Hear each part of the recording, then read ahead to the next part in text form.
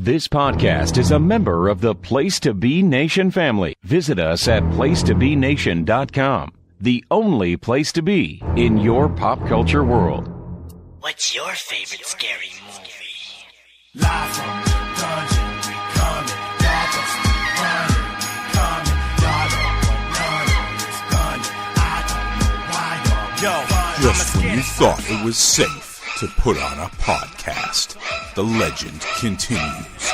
Place to Be Nation presents Freak Out Drive-In with Jennifer Smith. My weapon is large for bodies, I'm strapped for battle. My soul is in the crossroads and hides the feeling. Somewhere deep inside the spirit to rise the killer. I'm too distant to talk, my vicious assault is inflicted in parts to slit you a stick in your heart.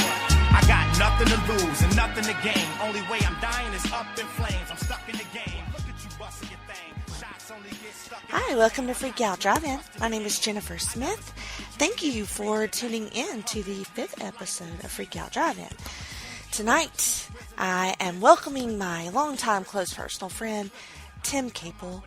We are going to watch a fantastic horror film from the 80s called Blood Rage. Now, you may have heard of this movie if you watched any of Joe Bob Briggs' Dinners of Death on Shudder. He was the inspiration for this episode. He recently did a marathon of 4 movies on Shudder over the Thanksgiving holiday, and I was first introduced to this movie from watching that, and as soon as I saw it, I knew it was going to be on this show, and I knew that Tim would be the one to watch it with me, because he and I enjoy fuck shit junk like this. It's fantastic. So, this movie is an enigma, really. There's some excellent gore, some of the best kills ever, some psychological tension, some just straight out campy comedy. It's a real mashup of styles, and it just works for me. You know, I'm not a discerning horror fan, okay? It doesn't take a lot for me to enjoy things. So, but Tim and I had a blast watching this, and it's great. Unfortunately, there were some hashtag Southern Internet issues, but hopefully we've cut all that out. So, if something sounds off or whatever, just for a few minutes, that's just us having internet issues. But Tim does a great job of carrying us through the movie and through those parts where I had to restart my computer. So, and make sure you stay tuned, like, towards the end of the show. I know a lot of times when you're listening to a podcast and they start wrapping things up, they start plugging their Twitter handles and their other shows, you probably turn it off. But, there's a bit of an announcement at the end of this episode. So, I'll just say hashtag mailboy and leave it at that. And just make sure you listen, to the entire episode. I promise you won't regret it.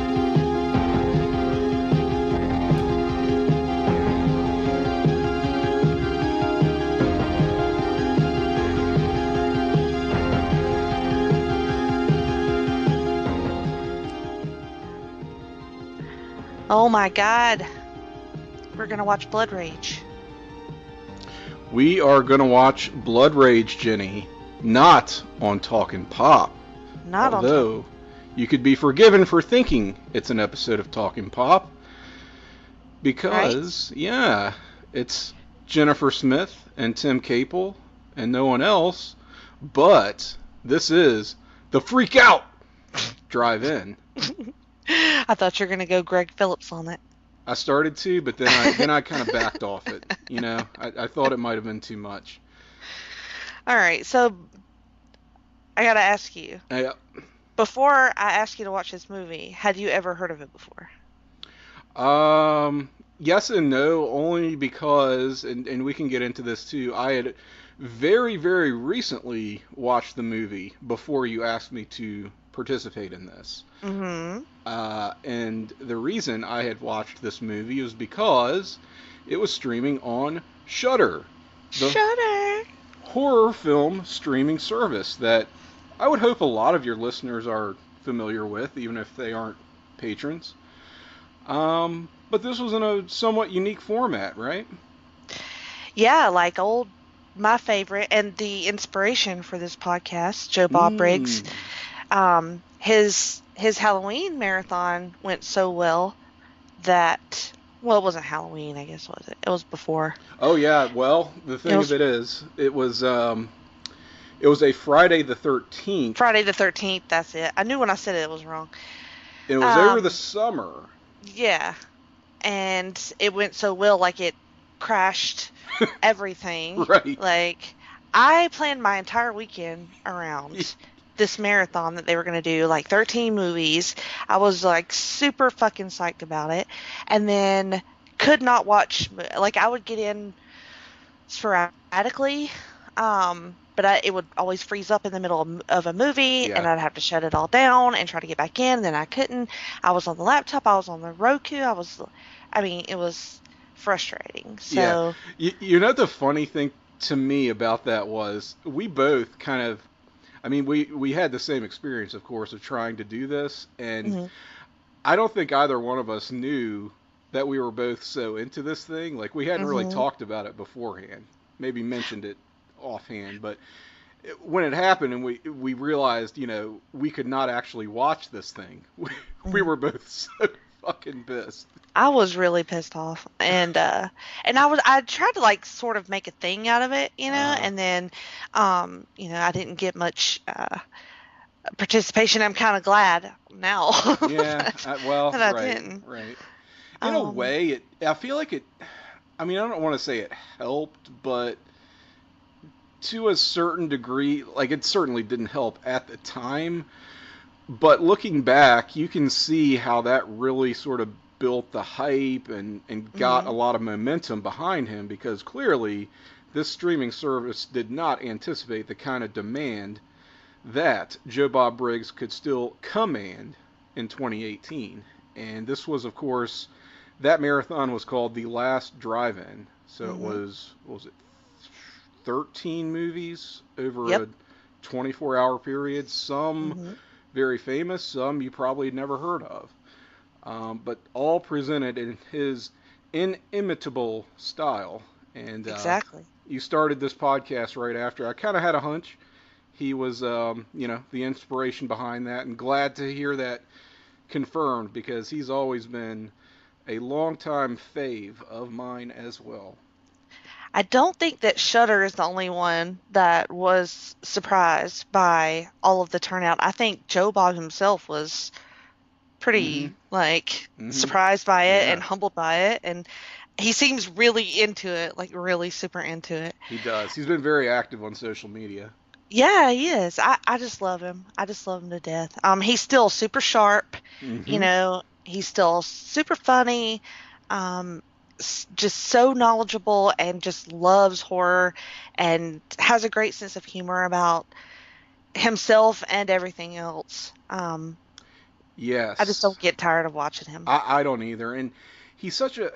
I almost feel like we need to back up for a second. Or there might be people who don't know exactly who Joe Bob Briggs is. He's a film host, a genre film host, primarily the horror genre, but he's part of that whole drive-in culture that is very niche and has become increasingly niche over the decades and years.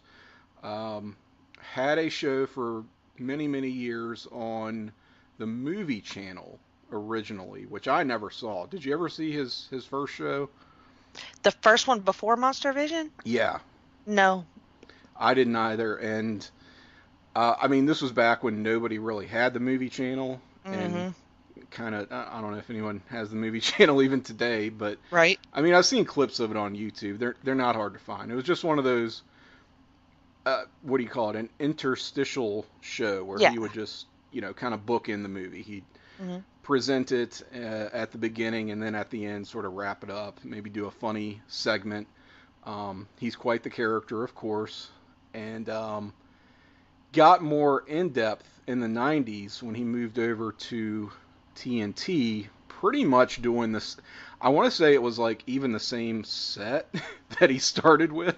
Doing a program most people would be familiar with, if they're familiar with him at all, called Monster Vision. And that started in 90. He started doing Monster Vision, which existed in some form or another on TNT, but he started hosting it in 95, I think. And that continued through 2000, although they changed the format in later years, and it wasn't really horror movie focused. It was just any and everything. But yeah, that was kind of my Friday night, and eventually Saturday night they moved it. I can't remember when, but that mid-90s period, you know, when you're a kid, you don't really have much of a social life, of course. In my case, don't have a lot of friends.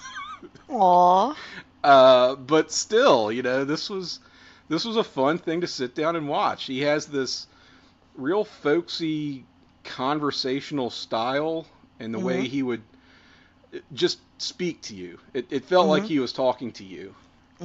And so knowledgeable. This is, of course, back before Wikipedia, right, and IMDb. You can't Google anything. I mean, you kind of have the internet, but you're relying on a lot of just secondhand sources to piece together the information that you have on some of your favorite movies.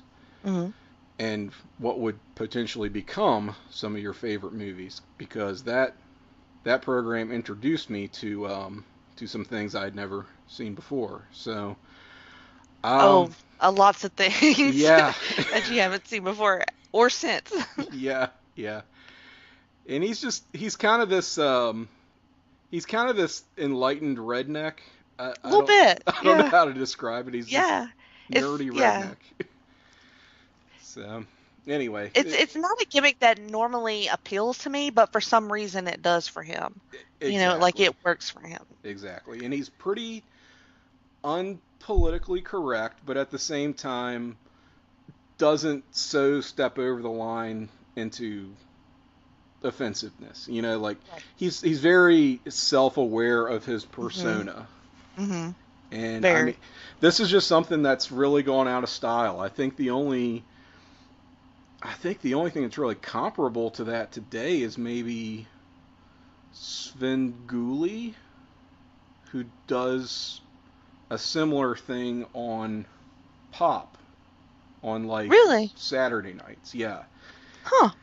And I mean, he's nothing like the Joe Bob Briggs character, but he does that whole thing of presenting movies, cutting in during commercials and stuff, like giving you fun facts and trivia. Not really a particular favorite of mine, but I do admire it just because I have a soft spot for that kind of thing. Right, me too. So yeah.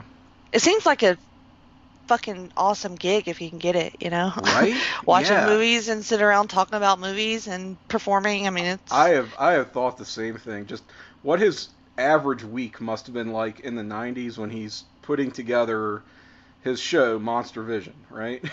It's just, you got to look up some facts about this movie. So you're reading like old Fangoria articles, and you're calling your industry contacts if you have them, and I mean, it had to be a fun time for him for sure. Even, I mean, he would bitch about the censorship and the limitations placed on him by Turner Network Entertainment. And he would use some euphemisms that have become somewhat of a cult favorite for me, I guess, that maybe we'll get into as this thing progresses. Because he can't say the real thing that's happening.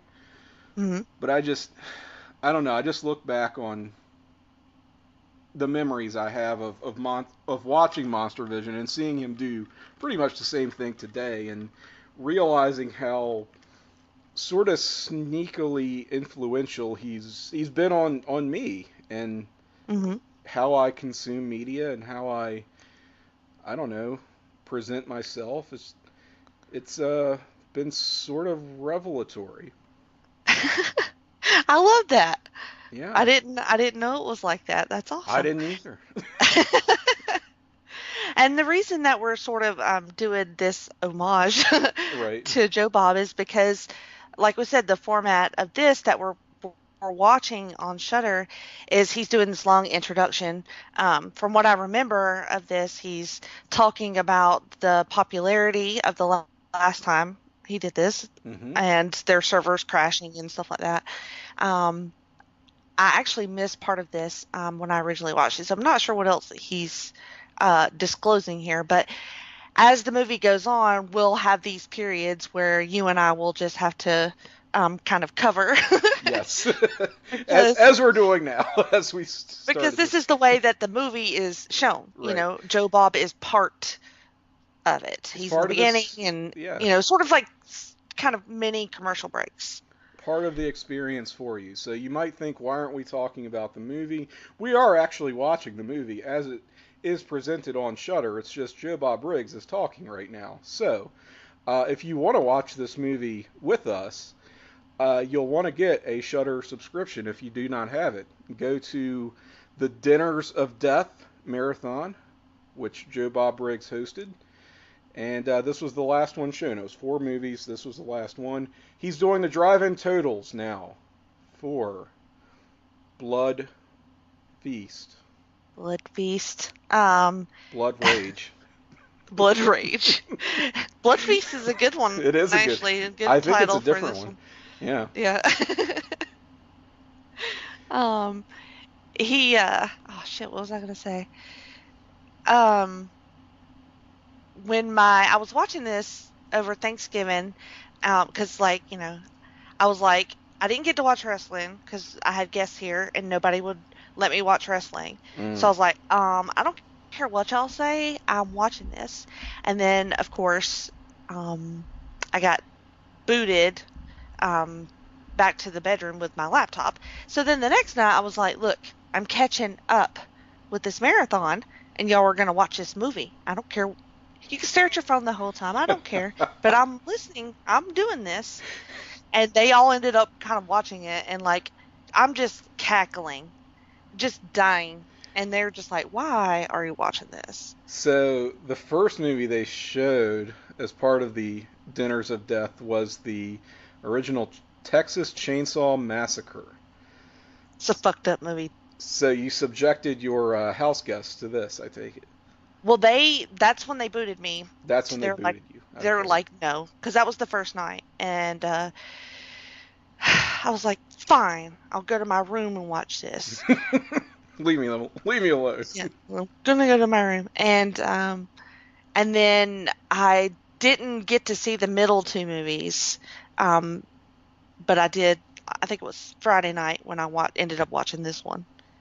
All right, now the movie's starting. Yay! Yes, movie is getting started here. So, yeah, he gave us the drive-in totals, which is a Joe Bob Briggs signature. We're not going to give those away. We want people to watch on their own and see the drive-in totals, which is statistics basically on how many deaths, what kind of deaths, how many boobs, how much nudity, just, you know, the general tally you want to see when you're checking off boxes for a good horror flick. I love how this movie is set in Jacksonville, Florida. I was going to ask about that. So yeah, it's I don't know, something about North Florida is just unique. Isn't it the very like rednecky part of Florida? Like, yeah, that's part of like the South. Like when you think of the U.S. South, it includes like part of Florida at least, and the rest of Florida is just its own animal. Right. It's like the redneck Riviera. It's Gotcha. like the Mexico of Alabama. Now that sounds like something Joe Bob would say. This is great. So they're at an actual drive-in in the beginning, and this guy goes to the bathroom, and this kid tries to sell him condoms. The condom salesman, you know who that is? Who is that? That is brother of Sam Raimi, Ted Raimi. Really? Yep. Oh my Acting in God. this movie as just this bit part, looking goofy as hell as a condom Yo, salesman. God, so bad. But I mean, that's a great side hustle, Tim. A side hustle. You did A not side just hustle. trigger it. I know you didn't say that. I sure did. Selling condoms at a drive-in is pretty fucking smart. Yeah, well, I can't speak for this. Well, okay, so the movie, we should say, was made in 1983, apparently not released until 1987. Mm-hmm. Couldn't really notice that watching back today. I guess unless you're a really astute viewer, the 80s all sort of blend together after a certain, after a long enough time. But in 1983, would bathroom condom salesmen have been a thing in Jacksonville, Florida? I gotta say, yeah. I mean, if not, it should have been. Are bathroom condom salesmen a thing in 2018, Jacksonville, Florida? I'm just saying they should be. I mean, if you need a condom in Jacksonville, Florida, I mean, you should be able to buy one from a guy in the bathroom. Yeah. And now we're seeing these various patrons of the drive-in theater necking. Mm-hmm. I love how they're all young until you get to our character here. Yes. And my first reaction was, "Who's this old bitch?" Thank you. Because she's making out with this guy like she's 800 years old. Right. With her kids sleeping in the back. She's yeah. in a station wagon making out in the front seat, and her kids are sleeping in the back. Ugh. So, said old bitch is Louise Lasser, who was a wife of Woody Allen. Mm-hmm. Star of the sort of soap drama Mary Hartman, which I've never seen, but that's what I I'm haven't told. either. Specialized in having nervous breakdowns. Mm-hmm. Gets kind of typecast, and this movie probably has a hand in that, as we'll get to. Probably. She is straight up aardvarking. Yeah. There it is. Aardvarking in front of her children. Sure is. No wonder they're making their escape. Yep. And Going and finding the handy dandy axe at the drive-in because of course that's just something that is usually laying around. Just chilling in the back of somebody's truck. These are twins. Terry. Twins, creepy ass twins. Yep. Oh my God, I love this scene so much. They're called Terry and Todd. So Terry and Todd. For maximum confusion, both teen names. This kid. Yes. Terry has retrieved an axe. And they're making as much distance. Oh. Oh my God. This dude has his penis inside this girl and gets his face axed. For serious. Oh, I mean, God. he just gets it. I love the gore in this movie. The effects are really impressive in this movie. Yeah. Oh my God, I love it. I was hooked. Like, at first I was like, I don't know about this movie. And then from that scene, I was like, this is for me. Yep. I said, me and Tim are going to watch this movie. And you asked me, do you want to watch a shitty movie with me for free driving? Complete with, the woman running out butt-ass naked. Butt-ass naked. I don't blame her. Let's not sleep on that. She will never be the same again. Mm-mm. So the bad twin has now framed the other twin. Right. Wiped the murder. Wiped the blood onto his brother. I mean, how calculated. This is just my God. And the bad twin is, of course, Terry. Mm-hmm. The good twin, who's in somewhat of a catatonic stupor, it appears, is Todd. Mm-hmm. Now holding the murder weapon, covered in blood. Terry kind of covered in blood too, but he's telling everyone his brother did it. Nobody believes him. What a little bastard. Mm-mm. The guy all hacked to hell. It's a genius opening scene, honestly. Like, it tells you so much. It does. In such a small space. And then we do the time jump. We do a time 10 years jump. later. 10 and years that later. old bitch is 10 years older now, so she's 810 years old now. And she wears her hair like a 4-year-old girl. Right. Full disclosure, I thought this whole sequence was absolutely atrocious. It's terrible. I love it. Yeah, I mean, I kind of love it too, but it is absolutely unforgivable. It is basically... Yes. So Todd has been... We'll just go ahead and blow through this. Because Todd has been committed to an asylum, right, for the past 10 years. And what we have here is the mother going in to make her, I guess, annual visit. She's bringing him his, quote, individual piece of pie. I think it's pumpkin pie. Fucking pie. She's bringing him some fucking pie. Fucking pie. And then they're going to do some caroling. Caroling. And so what we get is this fucking long voiceover so bad exposition in a scene that is really just two people talking. Yeah. Like, you couldn't get that across? Yeah. Why the voiceover? But I also kind of loved it because it's so fucking crazy. It just makes you wonder, like, in the editing, was it just so bad? It was like, oh god, we can't fucking use any of this. We just bring her in to do a voiceover. We can't reshoot it. We don't have time. We can't get them back. It sucks. We can't put this together.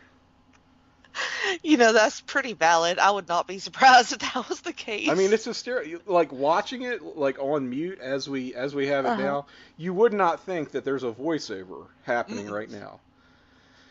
You got 3 people in the scene at this point. Todd has entered looking very duder at this point.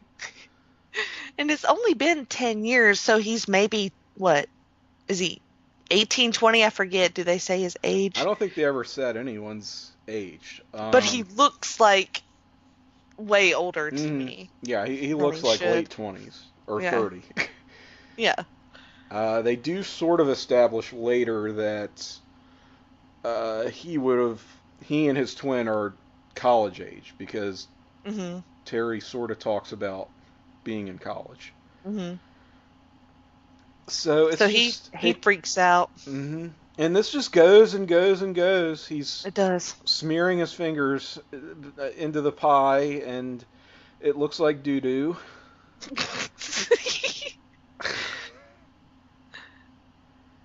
Oh, nice. Have you got to the football playing part? I don't think we're quite synced up here. We're not quite synced up. You're slightly ahead of me, but I'm gonna go back 10 seconds. There we go. There you go.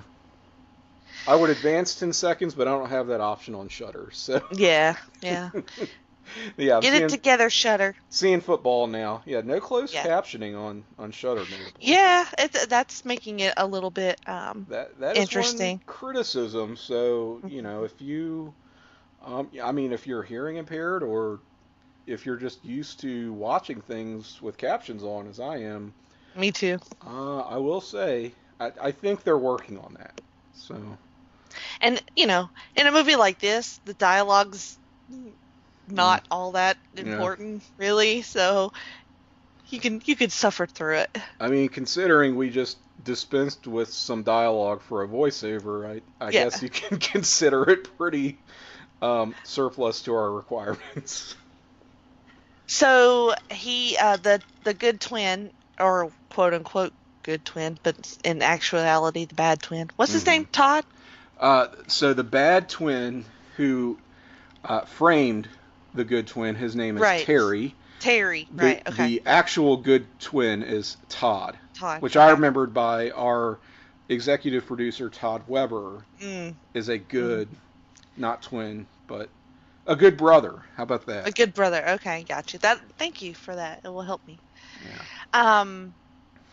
He meets a girl and she's wearing a tank top and no bra underneath. And when that scene came up, I asked the room, did nobody wear bras in the 80s? And they all just pretty much said no. So Mom has gotten it together now, found a new beau. They're living at this apartment complex. Does it look like a retirement community to you? Very much so. Okay. Yes. I am given to understand this is an actual apartment complex, still today available for rent in Jacksonville, Florida. Oh, wow. Yeah. I should visit Jacksonville. You should. Yeah, go there. Check it out.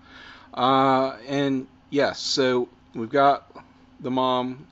Here's the thing about old bitch Louise Lasser. Like, she has that raspy, gravelly voice and kind of yellow teeth, and so it's very jarring to me to see her as anything but like a truck stop waitress with pineapple earrings. You know? And a very intimate relationship with her son. Yes, very suspect. You know? Yeah. Relationship with Terry.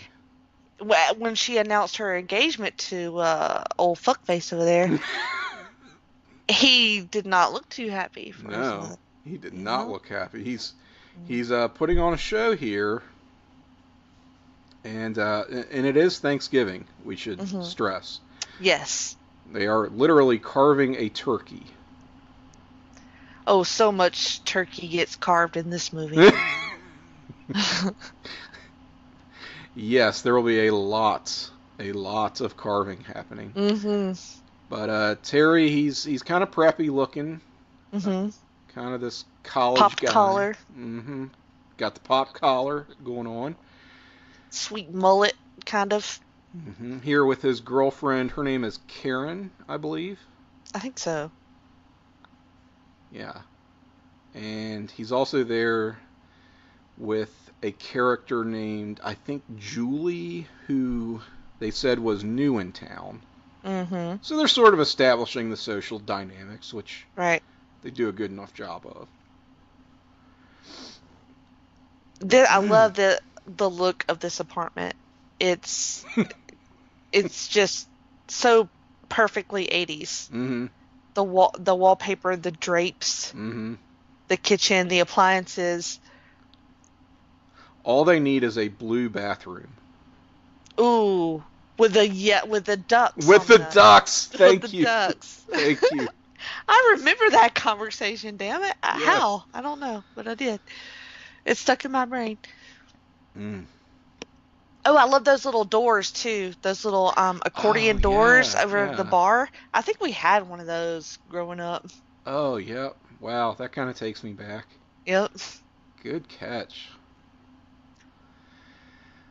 So we've gotten word now that Todd has basically escaped from the institution.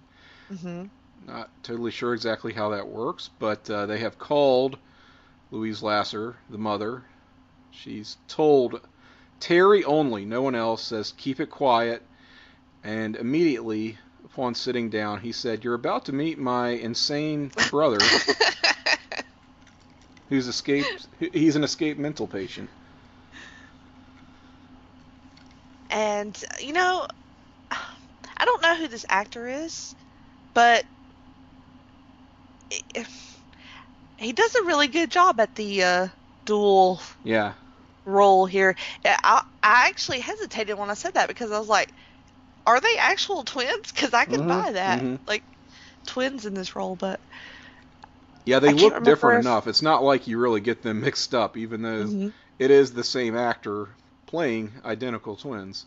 And he does a really good job at being crazy as one and being, like, vulnerable as the other one. Very doe-eyed as the innocent Todd who's been taken advantage of. Mark Soper is his name? That's right. Not sure if we'd be familiar with him from anything else.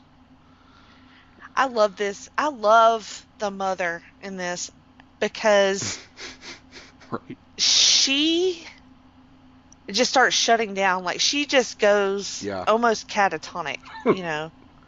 A lot of the stuff with the mom, as we'll see, it's almost like an anxiety dream playing out in real time.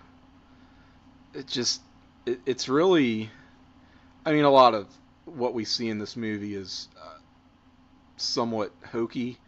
But the stuff with the mom, if they had really leaned into that more and made this a different kind of movie, could have been very chilling and haunting. Yes, I agree. I mean, there's shades of that, but it mostly comes off as comical to me. But I'm me, so. But like, no, I'm there with you. Yeah, it's just interesting. Her performance, especially later on, and we'll get there. But right. Well, we have the fiance is very concerned and also trying to get laid. Yeah. So supportive, but at the same time horny. Yeah, constant state of being for some people. Well. And Terry's doing his hair. Crimping his hair, yeah. How about that? And this guy. Okay, yeah. We've got a heavy, I guess, dispatched from the institution. He shoves a gun in this guy's face with his sleeveless hoodie. And here comes Mom rushing to the door with her tits hanging out. Yeah, I know, right? Falling her tits out. do look good, though. For 810-year-old. They're holding up. Oh, man. So, case of mistaken identity there, as Terry opens the door, gun in his face. No, you're looking for my crazy twins, not me. He's a twin, get it? He looks like me, but it's not me. I wondered about this. In the 10 years, how has there not been incidences, that would clue the mom in? Do you think the mom knows on some level that it's not him? I think that that Terry's criminal and deviant activities and behaviors have really just kind of gone dormant in this. Yeah? Yeah, in this. So you don't period. think he's been slyly hacking up neighborhood cats and squirrels and shit? I don't think so. I think as long as Mom has been there and available and a loving mother, that he's been able to keep it, under wraps, so to speak. So he's just kind of breaking now with the engagement and then his twin being on the loose. He's acting out, yeah. And also, the twin knows the truth, so it might be, detrimental for him to... Exactly. So we've got for his way of life now. Two major catalysts here. Oh my god, I love this scene. Yes, we're coming up on our first big, let's just say, effects scene. Yeah. The mom's on the phone with the fiance, and I mean, she just increased. I love her phone scenes; they're so awesome. She just, and he's trying to talk her down, right, in his office, and little does he know that somebody's standing behind him with a giant ass machete. Giant machete. Yeah, all these people, they live in the same apartment complex, so there's a lot of back and forth between different apartments. Oh, the tension is rising. Oh my god. He's going to enjoy him a beer. Oh! He chops his motherfucking hand off. Cleaves it right off. Slow as fuck, too. I mean, he brings his arm up and slowly drops it down. Complete with blood spurts and... Oh my god. the hand still wiggling, clutching the beer on the ground. Oh my God. Great. Why? Great What is wrong stuff. with me? Why do I love it? Oh, I marked out big time at that. So it was so great. unexpected, you know? Yeah. You knew he was going to get it, but it's the creativity that you're not ready for. All right, so we've come to the first of Joe Bob's commercials, as we'll call them, I guess. Right, his little break-ins. cut-ins. Yeah, Shudder Yeah. does not have commercials No. for their films, but they're sort of emulating the style, the presentation style that Joe Bob Briggs was known for. So, where a movie would ordinarily go into commercial, you get some Joe Bob facts and trivia, they just cut right to him. And then they go back to the movie. So, at this point, he is no doubt telling us about the troubled production of film, about some of the actors, maybe some other projects they have done, and how they've potentially dropped off the face of the earth. So, there's good stuff in here. He also gives you a lot of his philosophy about why he still does these things and what it means to him, and emphasizes the value in appointment viewing for things, which doesn't really exist anymore, right? You can watch anything on demand. Yeah. Got DVR. Yeah. And he's like, that's not what at least film going is supposed to be like. It's supposed to be a shared communal experience where everyone's having a shared emotional reaction to the same thing. You don't want to just set it aside and watch it on your own and tell people about it later. And he makes a good case for that. He does. I can't argue with him, honestly, as much as I love, having whatever I want at my fingertips at all times. There is something special about this, and that's part of, I think, why I love it so much. Right. And why I tried to, get other people, to watch this with me, because I wanted to have that shared experience. And you've talked about how going to the theater is your happy place, right? That's my most favorite place. Your most favorite place. And to me, it's not so much about being around other human beings, kind of an antisocial bird, as you well know. But again, just feeling connected to people because you're still doing something at the same time, even if it's all around the world, which everyone's connected now, right? So it's easy to do, and that's why we got so excited about this marathon in the first place back in the summer that we couldn't actually watch. So, right. I mean, he also talks about how the Netflix model is just so soulless in the way it just throws stuff out there, de-emphasizes going out to the theater to see things, and I don't know that I entirely buy in and agree with that, but he makes a strong case for it. Yeah, it's not going to stop me from watching. And also, you're on on Shudder, which is exactly. Yeah, so it's like he can't lean into that too much, but he does make valid points. Yes. So we're back to the movie.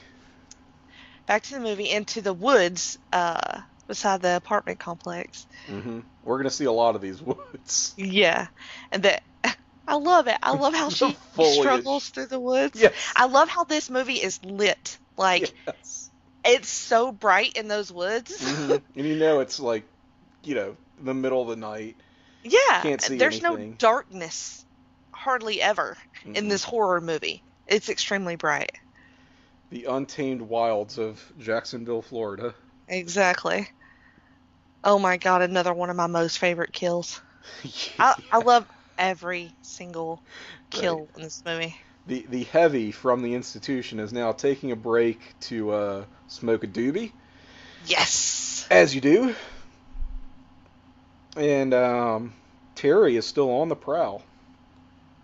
And here we go. Just the most casual murderer I've ever seen in a movie. He truly Just is. gonna walk around the apartment complex, interact with people, do just normal shit, and then just machete them.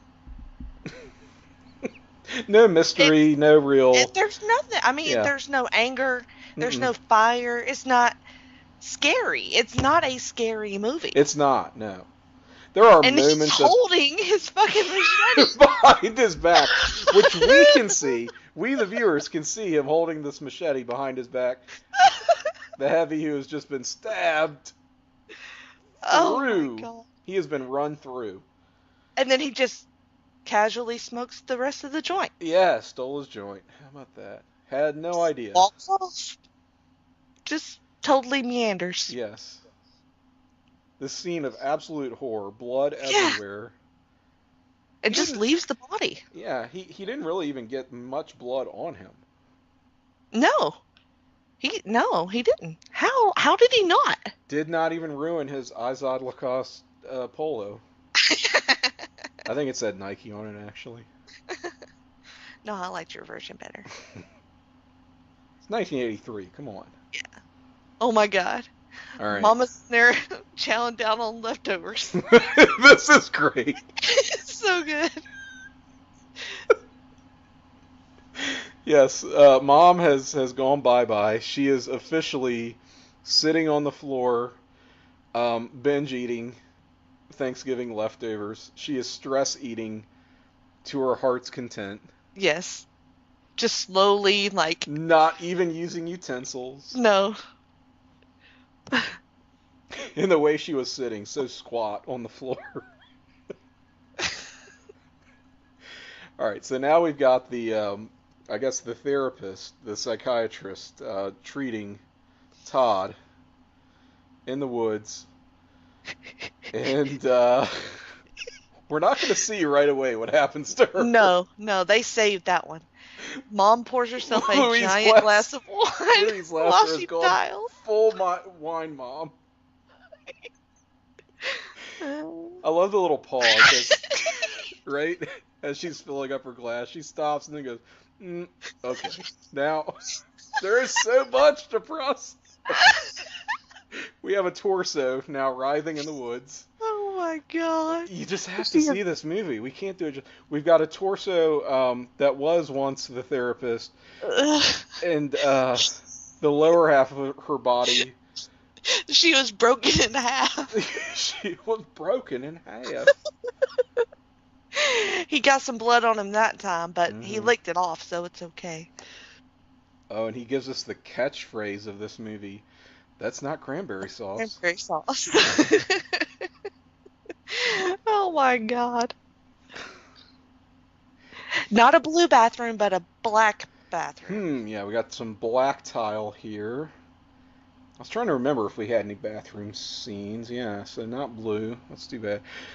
Okay, Louise Lasser is now full on Mom from Requiem for a Dream stress cleaning. Cleaning the oven. What are we doing?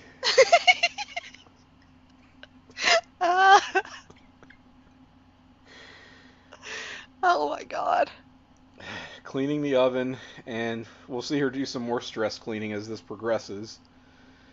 You know, I wondered if I would be as gleeful watching this the second time as I was the first time, and I've not been disappointed whatsoever. If anything, I'm more gleeful. I know. Because I forgot how kinetic it was. Just yeah. Oh, okay, now we're looking at the fiance propped up with the hand chopped off, dead. Just looking like he's very pensive at his desk. Yeah. It was a very quick scene. Such an odd shot. She was trying to call him on the phone. Mm-hmm. Yeah. Mm-hmm. Yeah, we got the first, well, I guess the second of many phone scenes with the mom. She has great phone scenes. Oh my Lord. Terry is now hanging out, kicking it with the loose girl, the fast girl Julie, who's making Bloody Marys. Is that what she's making? Yeah. She asks him if, she says she has vodka and tomato juice, so I don't know what else you do with that. He says he'll just have the tomato juice. What a Oh my square. God. Yeah. She is full on trying to seduce him. Mm-hmm. Tank top with no bra. Yep. It's the He's 80s. like, you know what? I think I just want to watch TV instead. He wants to Netflix and chill, literally. Literally. He's gonna shudder and chill. There you go. We've got Karen.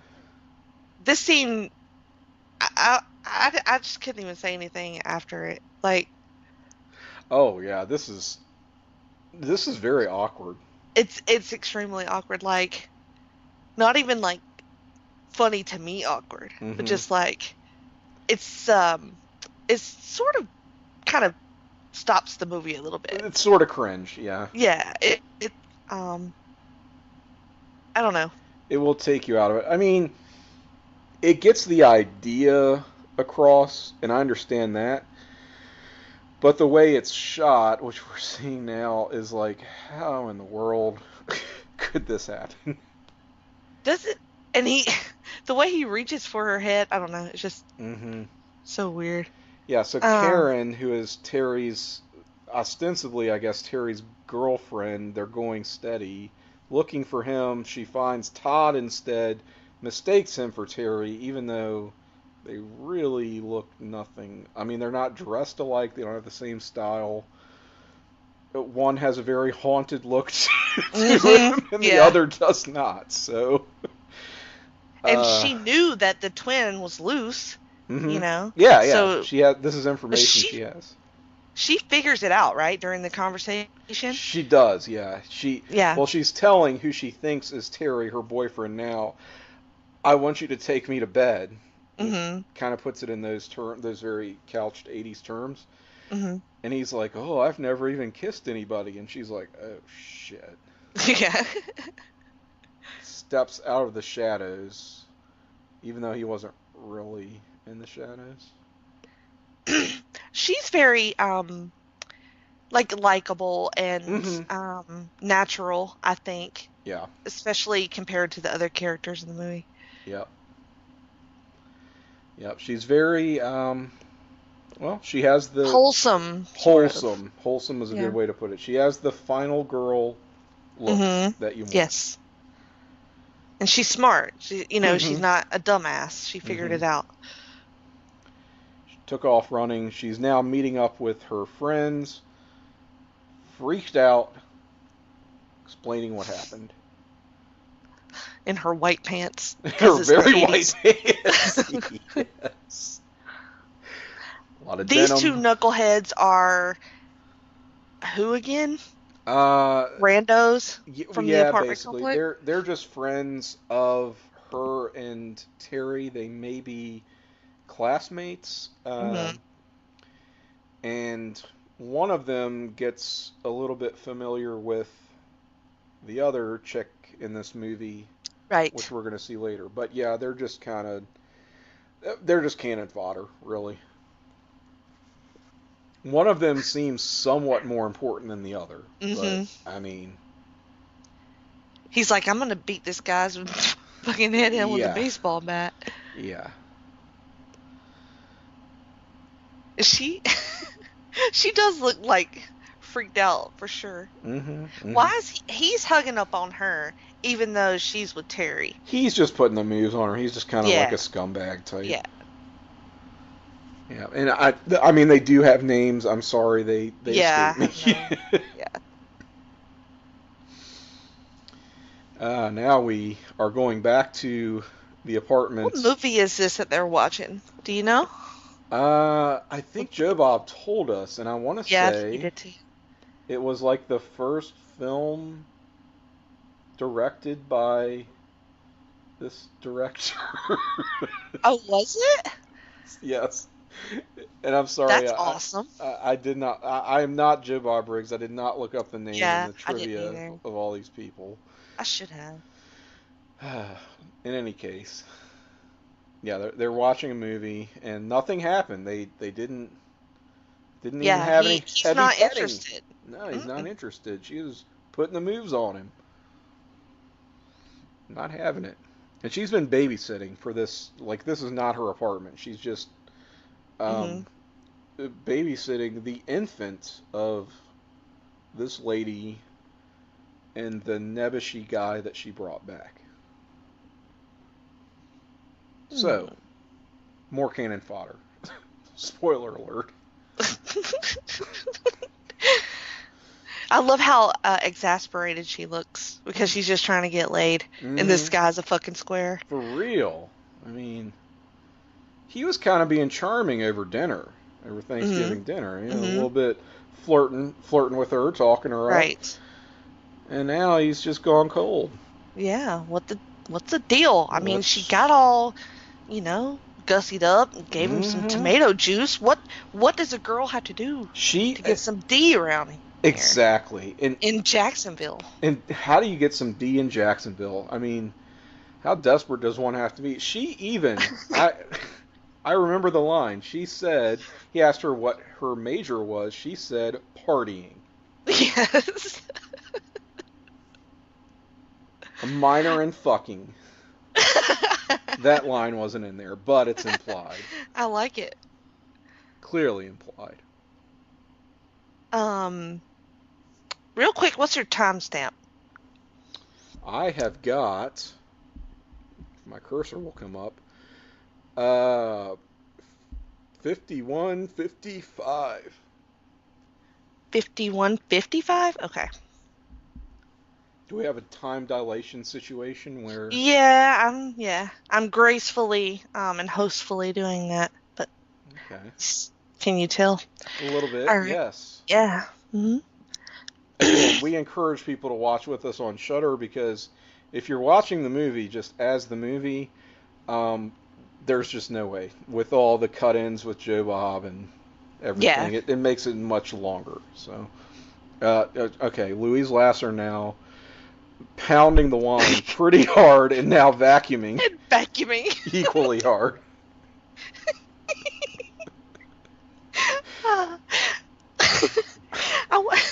I want to wear the red dress. I like thinking about the red dress and your brother.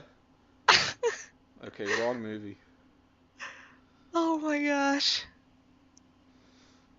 Yes. So what's he saying? What's he saying to her? I forget in this scene because she looks so devastated. She looks very devastated. I think he's just said that he's been out looking for Todd, cannot find him, and can she please just call the police or someone to get some help out here? Well, she's going to get right on the phone. Yeah, she's going to jump on the phone, and he says he's going to keep looking. I know she tells him to change his shirt and put a jacket on. Yeah. I just saw her, because I can read lips, you see. Oh, she said, is that right? Find him! Vanessa!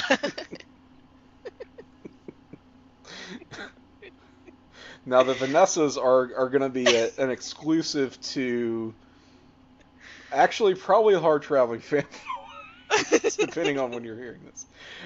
Oh, now the dismembered remains of the therapist. So she's... God. Todd has discovered her. He's trying to put her back together. Oh. Now, okay.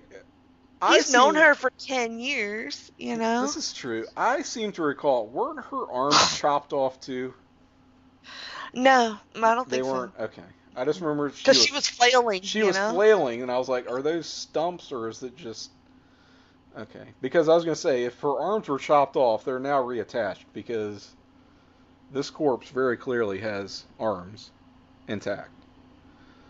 So, alright, not a continuity error, after all. Oh, he sees the gun. Yep. She was armed. He's taking the gun. That was, you know, oddly endearing, the way he picked up her body, her lower half, and set it beside her torso. Yes. And here's little girl wandering in the woods at night. Yes, a young child is now approaching this scene of absolute horror. Yes. He has intercepted her, Todd has mercifully, and sent her on her way. Told her to lock up, not let anyone in, no matter what. There's a very bad person afoot, and that will be paid off in very weak fashion later. Yeah. Another one of the Joe Bob break-ins. Back to a Joe Bob break-in. How do you like all the knickknacks and his? I love the set. Little setup here. I love it. You know, it's not exactly Monster Vision, but it's sort of like an extension of it. Yeah, if it's 2018 and you're trying to evoke this very static, like never been updated, never been touched, never been changed trailer in the middle of nowhere, you're still using 2018 props. Yeah, it's a little too shiny. It's a little too glossy. Yeah. Yeah, glossy, and but still super cute. And at the same time, I would bet that same complaint you could level against his Monster Vision setup in 1996, right? Like, to us, it felt very vintage and very old, but again, had to have been very staged. Right, of course, and that I think that adds to it. You know, it's part of the gimmick. You know, it's part of the drive-in sort of aesthetic. Very much so. And I mean, and part of his whole shtick as well is you would hear the crew just kind of backstage laughing, carrying on with him. I love that. Yeah, and they have continued that. So I mean, it's the attention to detail that really matters. It is, because you can tell that he enjoys the reactions. You know, it makes him better when he can hear the laughter and get the feedback, and it just works. You can see him. He looks so freaking happy. He looks very at ease. Yeah, he does, and just natural, and like you can legit sit down and have a Lone Star beer. Yes, always a beer in hand with this dude. Yeah, he'd be very easy to just drink a beer with. Like, I'm not one to just be interested in ever, like, meeting celebrities. I don't really care about autographs or that kind of thing. But if I ever just had the opportunity to, like, have a beer with this guy, like, that would be the coolest thing in the world. You know? It would be. Because you wouldn't get starstruck. It's just not part of his aura. And you just have you would have a good-ass time. I think I feel like he can just talk to anybody. And make them feel welcome. Yeah. Part of his appeal. With the shitty jokes that he tells, like, he tells blonde jokes and redneck jokes and just those crappy dad jokes, but he has a self-awareness at the same time. Right. Where he's like, I'm going to tell you a bad joke. Has a little sparkle in his eye. And I love the little, it's like he'll finish a thought and you'll be like, okay, we're going back to the movie. And then he'll seemingly just go like off the cuff. And it's just, that's another signature. All right, back to the movie. Then he talks for another 2 minutes. Yeah. But we are back to the movie now. And, we're doing tequila shots. Here we go. Oh, boy. Now we're talking. Now, is this your preferred style of tequila shot? Is it salt and lemon and shot? Yes. I mean, we could do that. We could, I could definitely work with that. I could fuck with that. Absolutely. I will say that orange, kind of a good substitute for lemon. I could see that. It just, I don't know. It Those are some pussy shots, though. Ooh, yeah, they sure are. There's not much behind that. Oh, now we're drinking and smoking. We're really... I like this chick. She knows what's up. Yeah. And the boys are just... They're playing video games. In 1983. Like dudes. These bitches horny, Both of them done tried to get laid tonight. I love it. And shut down both times. How about this? In 35 years, how little things have changed. Right? It's sad. You get these two dudes just kind of not even so much oblivious as they are disinterested, because you can tell they just take it for granted. Yeah. They're going to fucking play video games while the women actually have a good time and party and are actually going to be fun to hang out with. Exactly. Sit there and play fucking video games. Ridiculous. I mean, I don't even like girls, and come on. I don't even like girls, and I would fuck with these bitches. I like you. Aw, I like you too. You wouldn't play video games if I was doing tequila shots, Oh, would you? hell no. That's what I'm talking about. Not ever. Okay, so now we're... Another lady trying to get her Mac on. Yes. That's another thing I like about this movie. All the ladies trying to get their Mac on. And this guy's playing around with cordials. Look at him. Cordials. What is that, banana liqueur? Yeah. He literally says, he's like, oh, this is a coconut liqueur. Is this amaretto? How do you take that? He like pours it into the lid and tries to take a shot. I was like, what are you doing?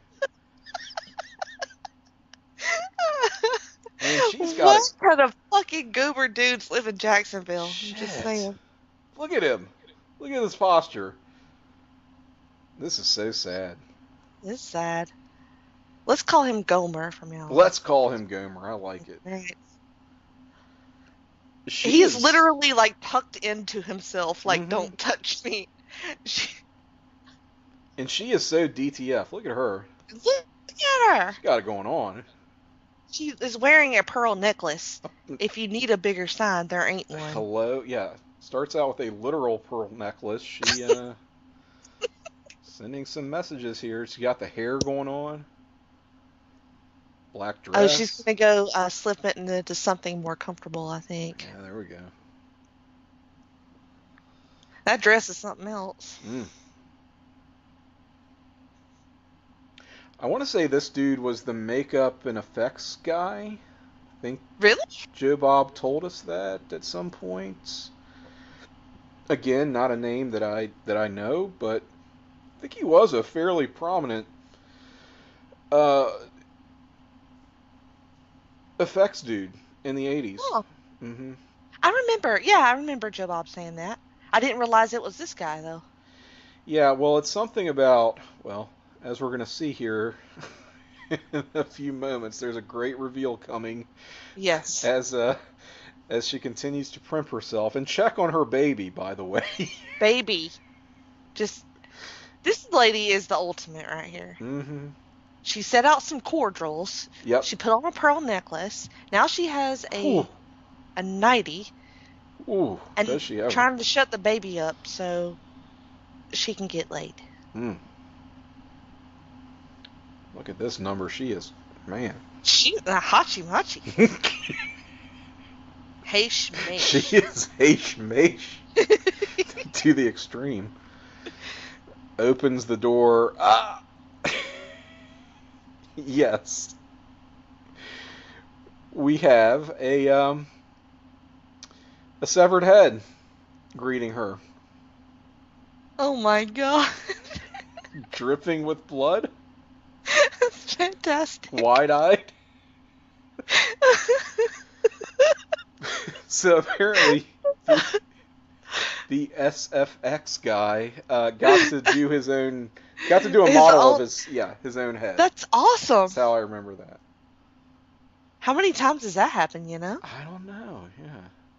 Well, and the therapist who got flayed in two was a producer on this film. Yes, I did remember that. Yeah, apparently whoever they cast in the first place did not show up, so they just said, fuck it.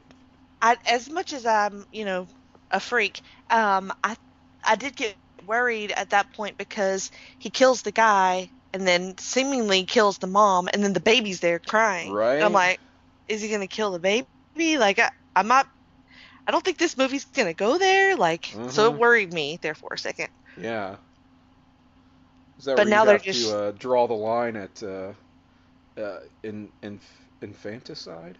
yeah. I mean, yeah. It's like if a lady gets like cut in half in the woods, I'm okay with that. But like, I have some morals, Tim. Look, if a lady gets cut in half in the woods and there's no one there to see it, does she really get it cut in half? Oh, so they've got Todd in Mhm. the twins' room. Yeah, back in the apartment. He's broken The in. apartment. Looking around at what should have been his room. That's right. Uh-oh. Mom is becoming increasingly unglued. Now slumped in the hallway. And yeah. God, me and her, like, she is me when I'm emo. Kindred spirits? Yes. Just like, on the phone, See, drinking wine. now I'm picturing you in a bathrobe sliding down the wall. Just like, Jenny, what the fuck is wrong with you? Just sliding.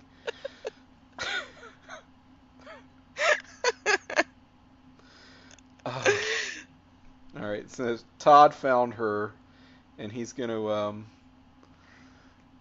tend to his mother, who's just a mess, and A hot mess. a very hot mess. Okay, so now we're cutting back and forth between Todd and his mother and the friend group who seem to have finally, one of them has finally put two and two together. Mm-hmm. And is trying to make time with Fast Julie. Yeah, Julie, the fun Julie. The fun Julie. She finally got somebody in the bed, so I'm happy for her. Mm-hmm. Extracurricular activities for the party major, Julie. This part is kind of off-putting too. Todd lays the mom down in the bed and she looks up. Mm-hmm. Yeah. She's just so out of it. And she thinks it's Terry. Yeah. Of course. Yeah, she's drank far too much. We also saw her taking pills earlier. I was just wondering, did I hallucinate that part? Like, she looks like she's on pills. Yeah. So she is drunk and looted out of her mind. Mm-hmm. Ate too much. Like Tim on Xanax, baby. I wouldn't know anything about that. Hey, look. So, quick aside, quick story. One time, this was one of my ancient friends reminded me of this today. I was wrapping presents in the middle of the day. This was about 10 years ago, and either had too much to drink or took too many Xanax, and I was listening to music. I had headphones on, had a bunch of shit to wrap, and of course with wrapping paper, you're cutting, you're taping, and it's a lot. And I'm listening to like Last Christmas. Next thing I know, bitch cuts off on me. I'm like, what the hell? My CD player my MP3 player, whatever it was at the time, stopped. And I literally had cut through my headphones with the scissors. Just Last Christmas. What happened? That's exactly how it went. I was just jamming to that song. I love that song. Oh, Julie, she didn't get laid. She still got her jeans on. Yeah. Ah! So now this is a fake jump scare is what this is. That was weak. Yeah, that was weak sauce. So they put on a bunch of makeup and bullshit to scare their friends. Yeah. But they know that the crazy guy's on the loose. Mm-hmm. So that makeup looks sort of legit. It is, yeah, pretty convincing.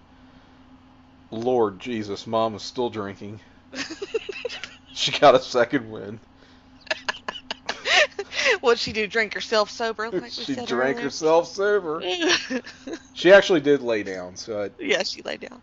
All that leftovers from Thanksgiving. She didn't so much lay down as she collapsed and was then placed in bed.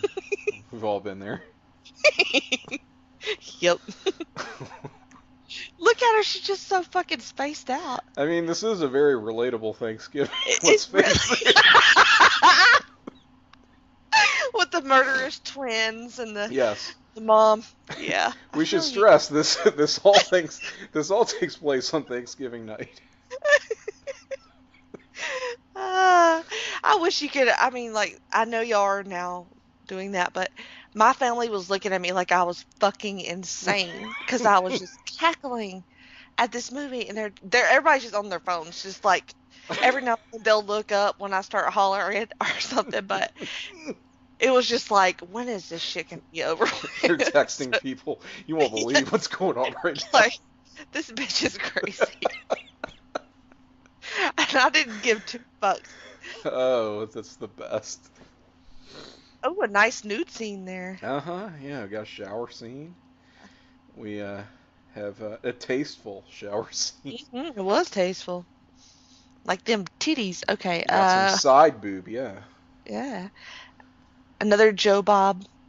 We're now back to Joe Bob, and yeah, I mean, it sort of makes it easier to watch a movie you would not ordinarily watch when you've got him sort of steering you through it. Yes.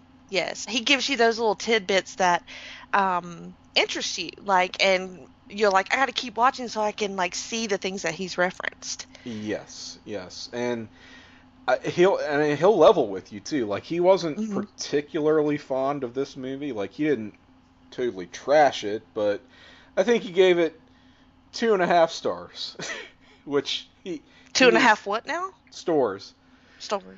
He's a practitioner of the store rating. Although his, I believe, cuts off at 4. Is that right? Yeah, he will not go up to 5 stars. 5 stars. Interesting. As we do in the wrestling business. So yeah, he gave this one a mere 2.5, and he's just very honest with you about it. So at this point, he is no doubt telling us about the special effects artist and Louise Lasser and her great career, how she would get typecast from here on, how this contributed to that. So he also has some words of wisdom about the 80s and how they were not that great for people who lived them. What? But he understands his audience has very nostalgic memories of the 80s. What are you thinking about this this refrigerator here on the set with all the paraphernalia and magnets? Yeah, very, very festive for Thanksgiving. He used to have just one of those old school, like, ice boxes type refrigerators on Monster Vision. So he has modernized that a little bit. You know, it's no longer 1950 with his refrigerator. Now it is 1980, I guess. Anyway, we're back to the movie. Mom is on the phone. One of us is. There we go. I'll need another timestamp as well. Okay. I have got 1:14:25. Shall I pause this time? No, you're good. Okay. 1:14. Okay, here we go. Now. It's just one of those little quirks of Southern Internet. You know how that goes. Yes. Sometimes time advances. Sometimes it gets compressed. And -2 sometimes. So you know.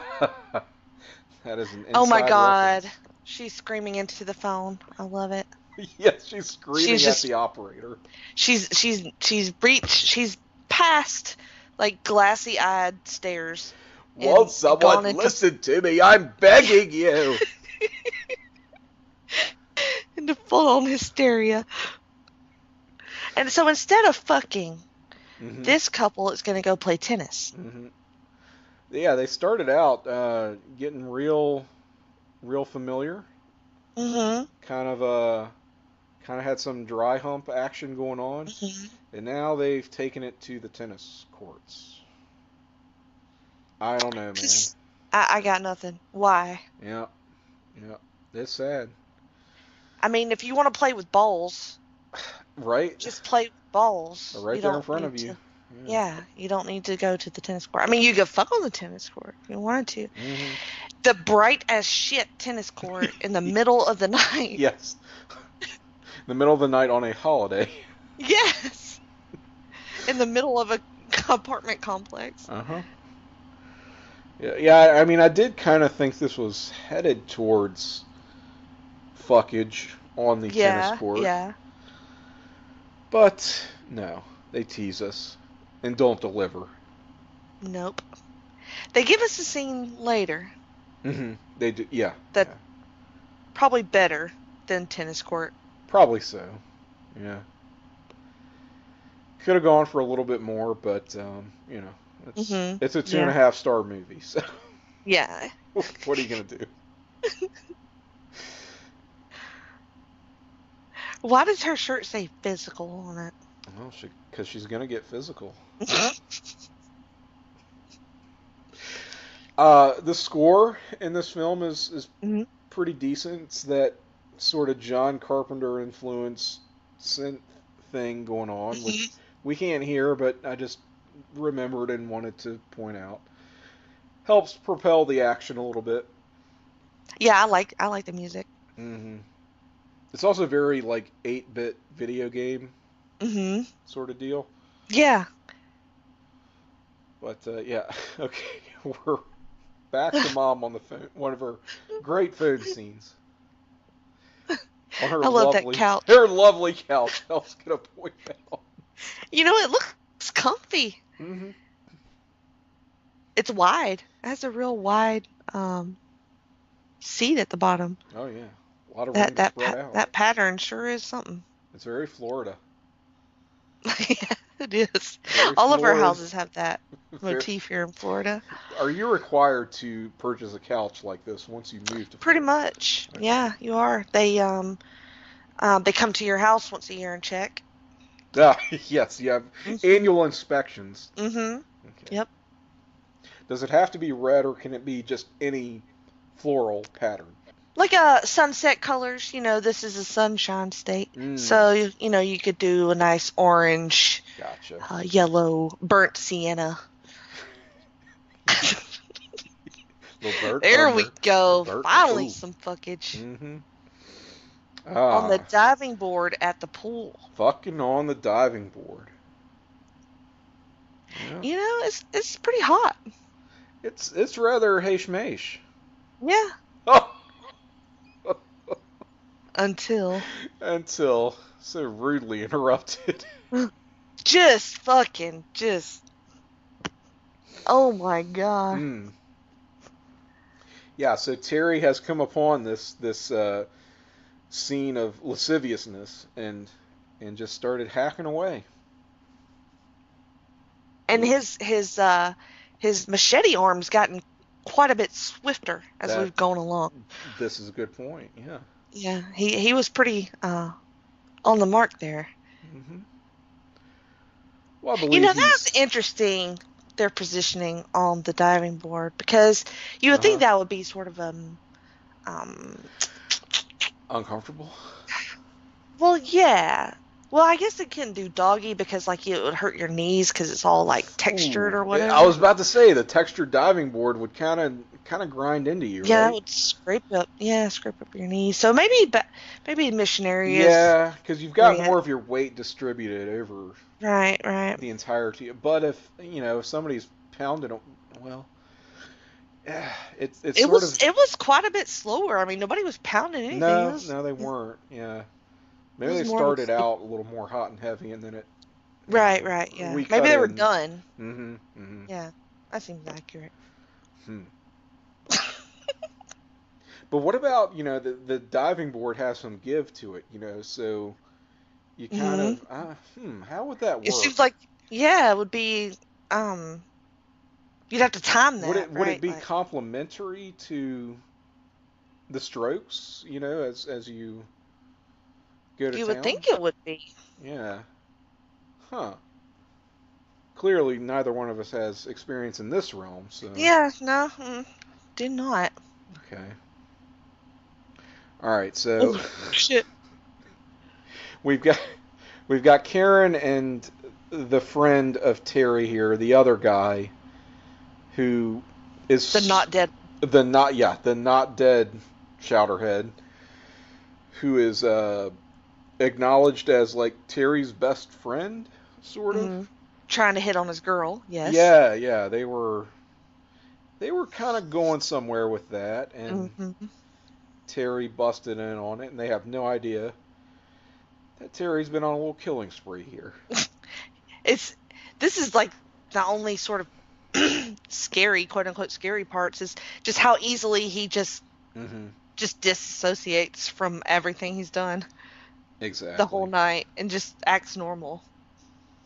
But Yeah. he's crazy as fuck, so I mean Yeah, it also checks out. You know what this is? Like,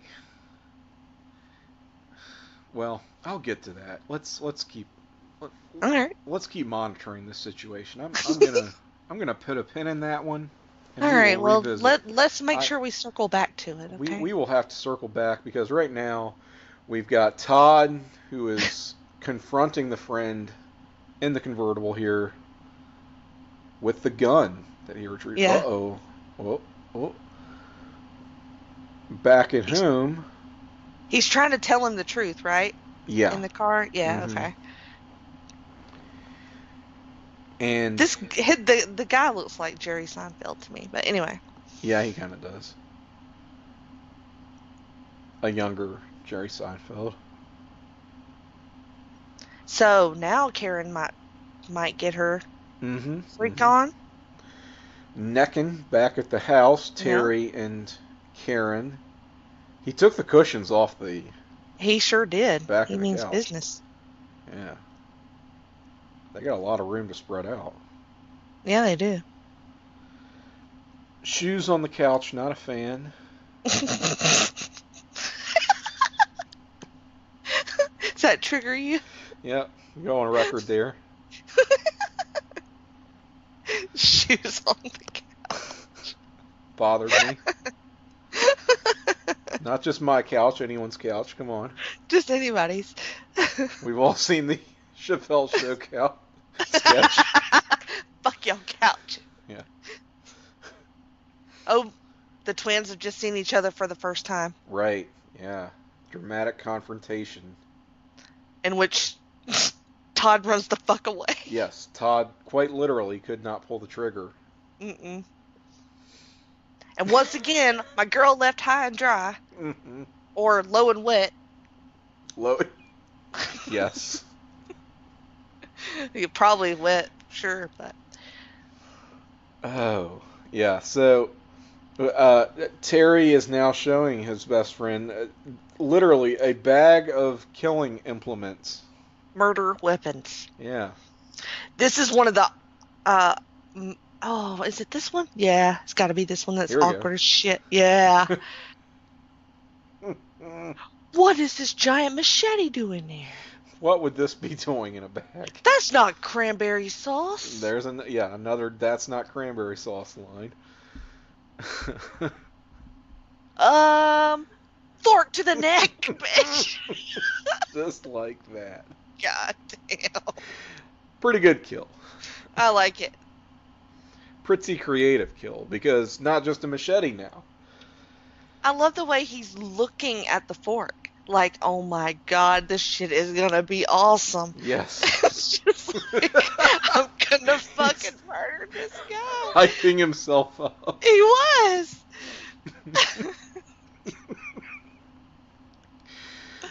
God, I hope other people watch this movie. I really do. Yeah, that's my fear. Is no one's actually gonna watch this thing. I mean, just please do. Mm-hmm. We're trying y'all to. Y'all know me. Y'all know my taste, and I'm crazy as shit. But you know, it's not boring. Yes. It's fun. Let us be your guides through this thing that you would Yes. never watch otherwise. And we're back to Joe Bob. Yeah, I think it might be his last break-in. No, there might be another one. Probably one more here.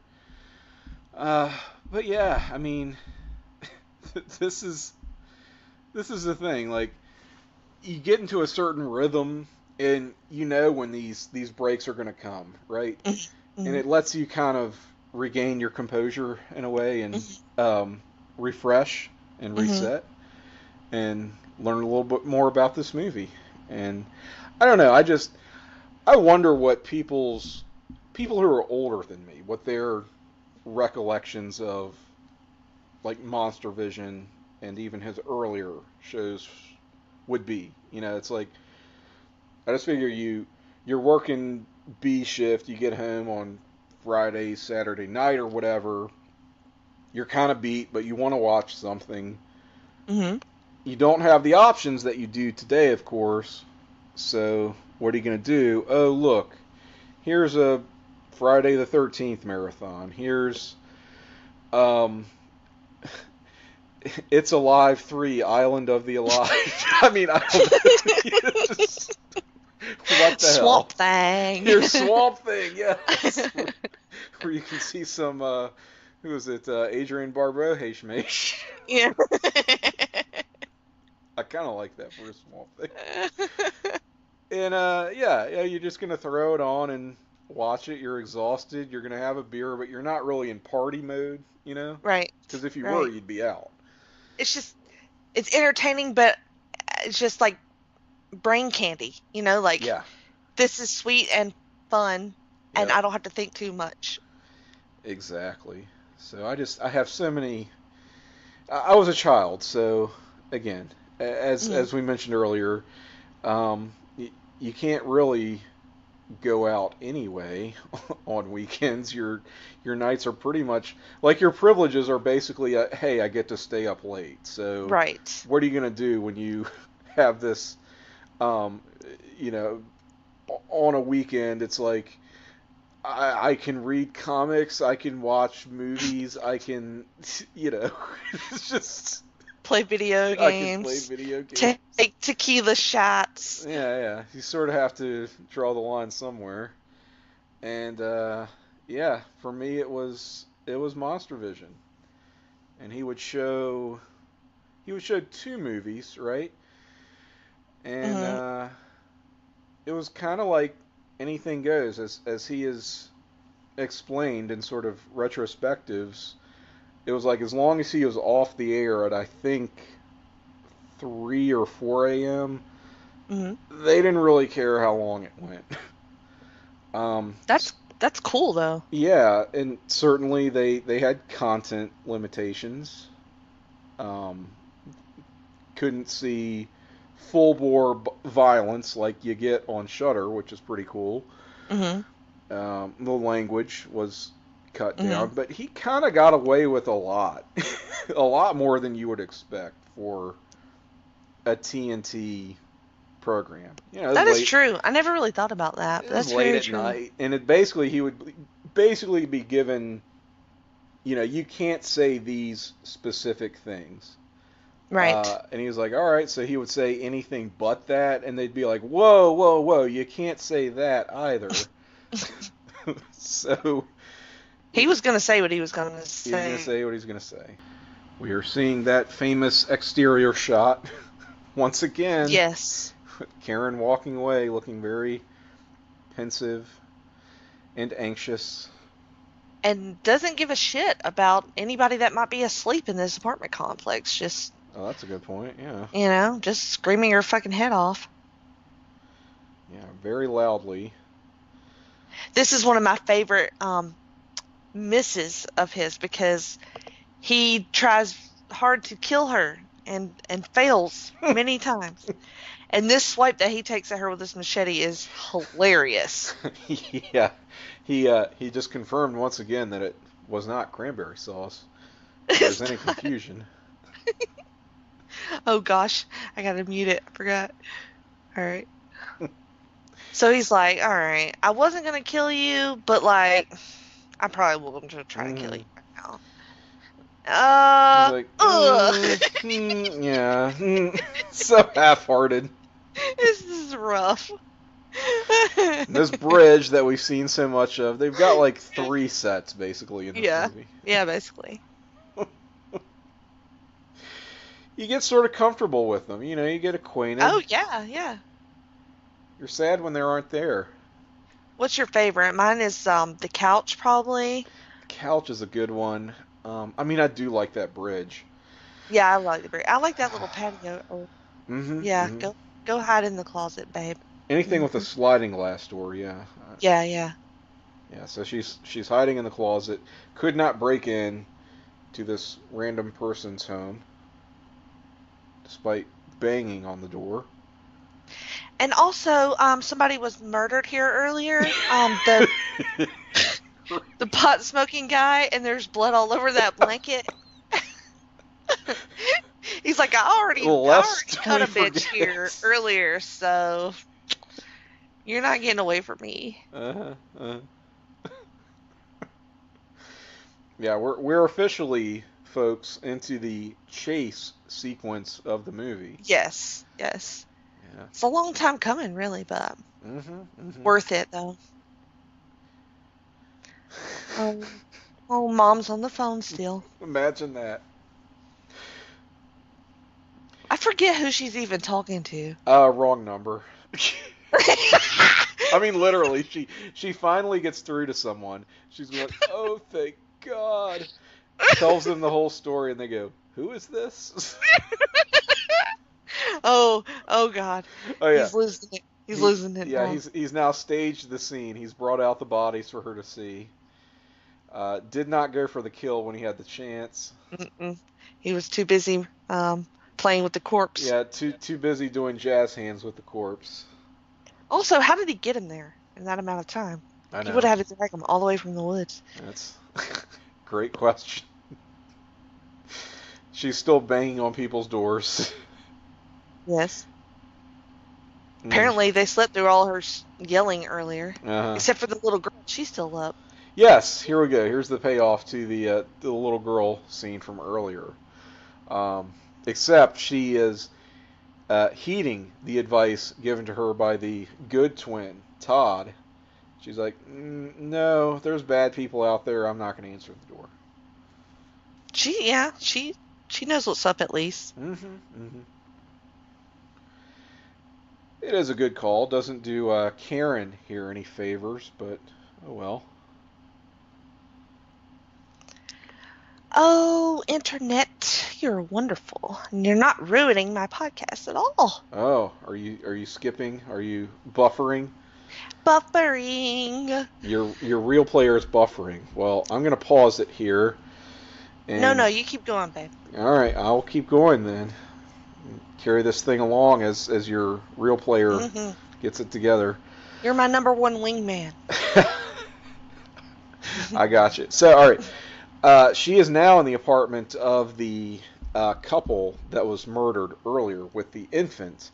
We've got a bra on the lampshade, and she has just discovered the baby. She's literally running through these people's apartment going, I hear your baby. Can you help me? Can you help me? Is anyone here? Crappy Southern Internet, I wish you would get macheted by one of these evil twins. Yes. Technical difficulties aside, we are seeing this through to the finish here as Karen is on the red phone.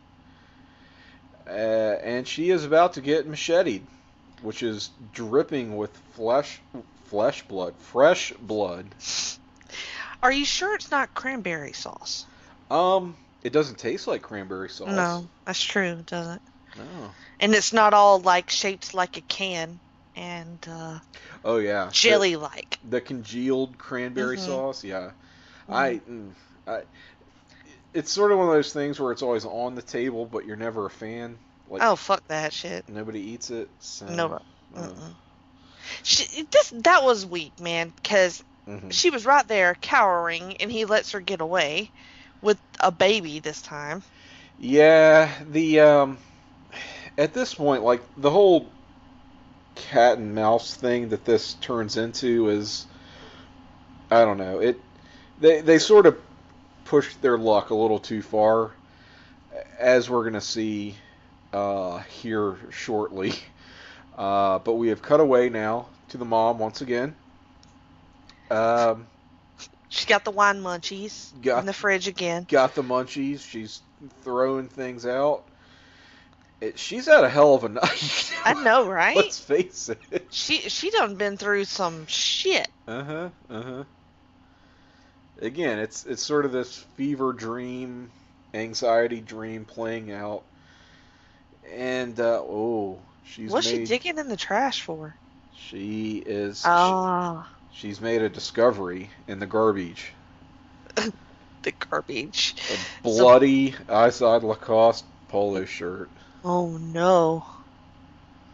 Yep. She has to face it now.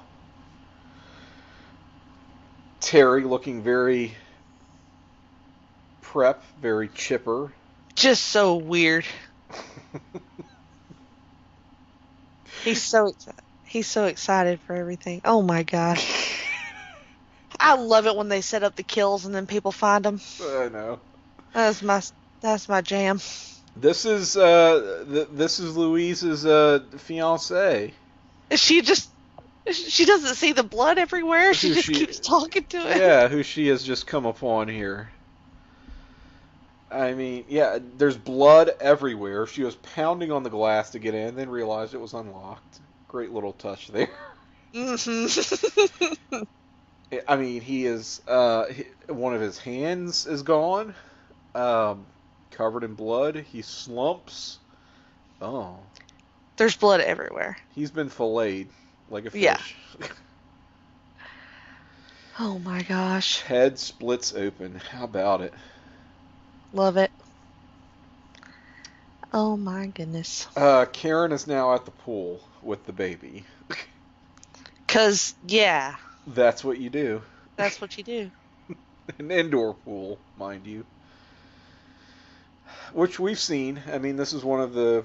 I said 3 settings. I guess 4 settings. Here's a pool. Terry on the diving board behind her.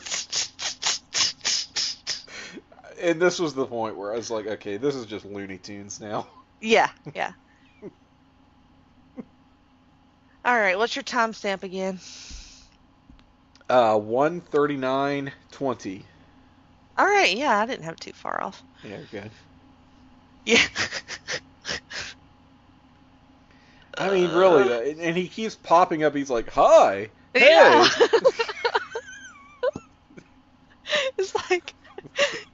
He's like the worst, like.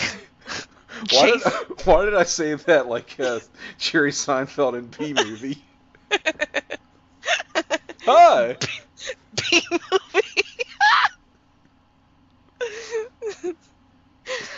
Oh, Tim. I'm here to kill you. Okay. Oh, you're gonna have to carry me through the rest of this thing because my internet's not gonna do it. All right. Well, we're in the washroom now, and Terry is cackling away. He's muttering to himself. Now using the urinal. I mean, he's very casual about this whole kill. I was dying laughing. It's like I said, a little bit protracted, this whole sequence, and doesn't take itself too seriously. But it oddly does. Like, it goes from like campy, and then like the mom, like her whole vibe throws it off quite a bit. It does, yeah. You almost get the sense she feels like she's maybe in a different movie. A little bit, yeah. But, I mean, slashers were a thing by 1983. She has to know what she's signed up for. We have a cutaway to Joe Bob now. Okay, so got it. He's chattering away. And I think we are going to see the new male girl. Darcy. Yes, Darcy. She has not come on yet, but I feel like we see her before the conclusion here. Yeah, I think that's correct. But as far as this movie, I mean, I don't know. I feel like it's been a little bit flat, if that makes... Like, there's really good kills. Like, Oh, definitely. you know, like, they put all of their effort into their kills. They know where... That's the dance that brung them, right? And they get that. But the rest of it just is sort of flat. Doesn't have a ton of... Like, they try, there's little hints of character here and there, but it's sort of maybe less than the sum of its parts. Yeah, the mom definitely is trying to elevate things, but when you have that level of camp in the kills, it's, you know... And in the whole demeanor of the killer. Towards the end, you know, at the end, it does do a real interesting thing. That we'll talk about, but oh yes. Yeah, it's definitely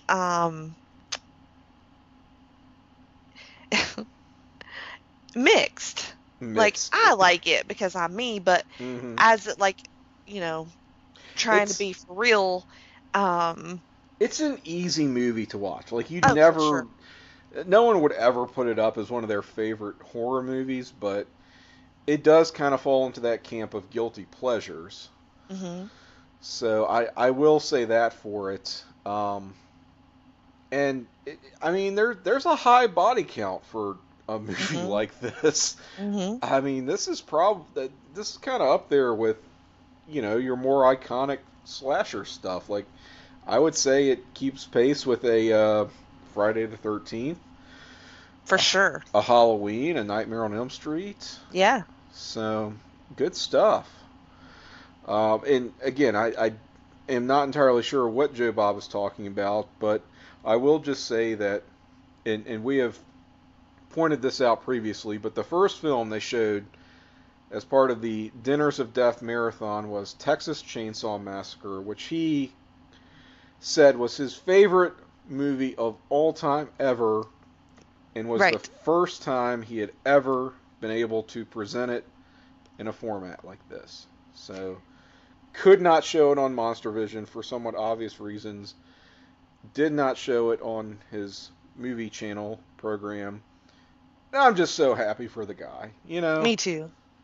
To be able to share your passion with the world.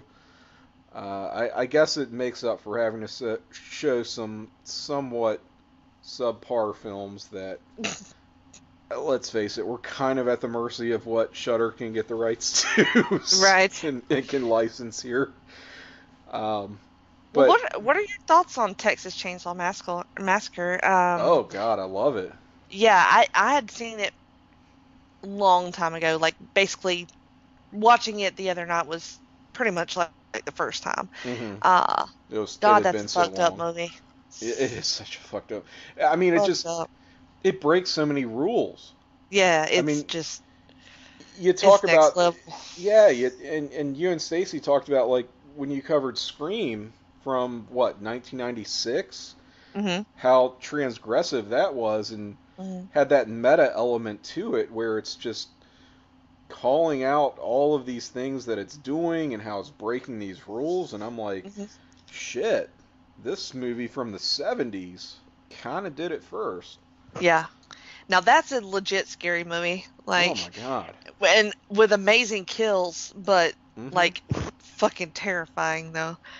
And without a lot of graphic violence at the same time. For something called Texas Chainsaw Massacre. I mean, my lord. And dudes wearing skin on their face and shit, like other people's faces. But, all right, you know, gets the violence across without the gore. Yeah, without the gore. We're back to the movie. Yes. Yep. Louise Lasser now. With the gun in hand. She's getting serious. Yeah, she's, think she's had her full break now. You know? Yeah. Putting on her best cry face. And she's just run down, exhausted. I I don't understand Terry here, because obviously he knew she was hiding in the bathroom. Mm-hmm. He's really put no real effort into killing her. Like, it's half-hearted at best. Does he really want to kill her? Is he just playing with her? I mean, and you knew he had to have known she was in the storage closet earlier as well. And that one you could kind of overlook on the basis of, well, he wanted to toy with her a little bit. Right. And now it's just getting, again, it's Looney Tunes. It's sort of ridiculous. So we have Todd and Terry face to face. Yeah, confrontation here. They're going to knock down, drag out. Mm-hmm. We're going to have some creative editing. Yes. Well, not exactly creative, but maybe slick. Yeah. Let's just say there's not any green screen here in this movie. Smart to put them in the pool, though. Mm-hmm. If you're gonna have a double to do that scene, smart to put them in the pool. That's right. Splashing. Uh-huh. And it's rule of pool. I mean, if you've got a pool, you got to use it. Yeah. All right. Mama has seen her boys together now. Oh yes. Oh, here we go.